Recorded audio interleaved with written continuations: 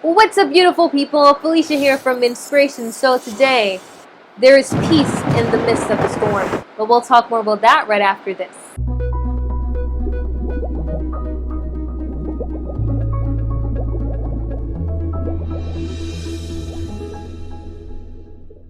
And we're back today, beautiful people. And I found this topic is so fitting because right now it is pouring, guys. The rain is pouring like crazy right now. And so to have a video on peace in the midst of the storm, I was like, God just confirming that. I just wanted to have a heart-to-heart talk today, guys, because we're all going through a storm in life. We all go through storms at different seasons in our lives. And right now, everybody's going through a storm, whether it's a corona storm, economic storm, financial storm, physical storm, emotional storm, spiritual storm. We're all going through something. Something has gone wrong, and we no longer have that peace. We no longer have that calmness. We no longer have that assurity that things are going to be all right. But I want to encourage you guys today to connect with the Prince and Author of Peace. And today's video that talks about peace is taken from Mark chapter 4, verses 35 until the ending. And it says this, "And the same day, when the even was come, he said unto them, Let us pass over unto the other side. And when they had sent away the multitude, they took him even as he was in the ship. And there were also with him other little ships.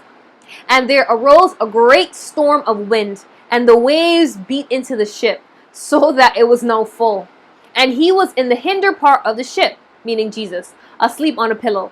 And they awake him and said unto him, Master, carest thou not that we perish?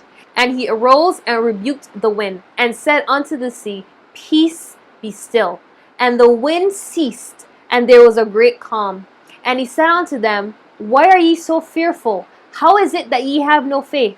And they feared exceedingly, and said one to another, What manner of man is this, that even the wind and sea obey him?" So guys, there's some key elements in the scripture I wanted to talk about. And one of the things was that Jesus was with them in the storm.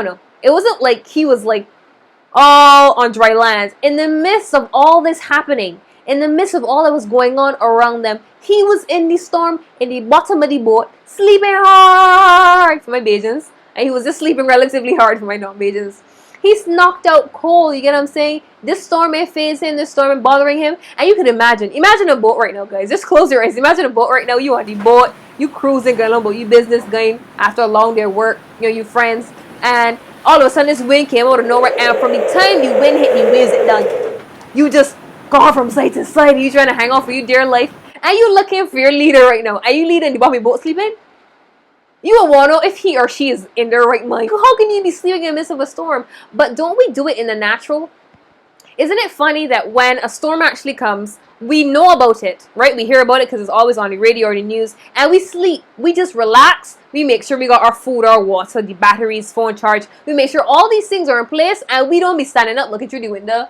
Okay, has the storm passed? Yeah, we don't be like, we relax because we know the storm is here, we're in it, and we're praying to God that it pass over us and there's no, serious harm or damage to anybody. But we relax. Why is it that when we go through our storms of life, we don't take that same approach? Jesus did say in his word that there will be trials and tribulations, but he has overcome. Why is it that when we go through our storms, we like, I want to pull my hair out and stuff like that? Because there's a time and season for everything. You're not going to go through a storm for eternity, but there are different phases and seasons of your life where you will go through a storm.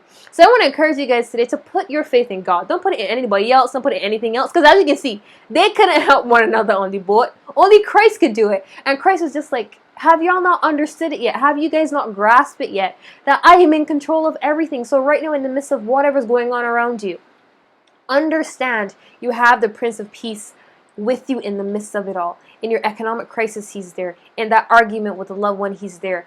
Just call upon him and ask him for his peace. So today's video, guys, is really to encourage you to accept that peace of God that's already with you in the midst of the storm. He is the Prince of Peace. He is the Author of Peace. Just ask him for it and he will grant it to you guys. So until next week, guys, God bless.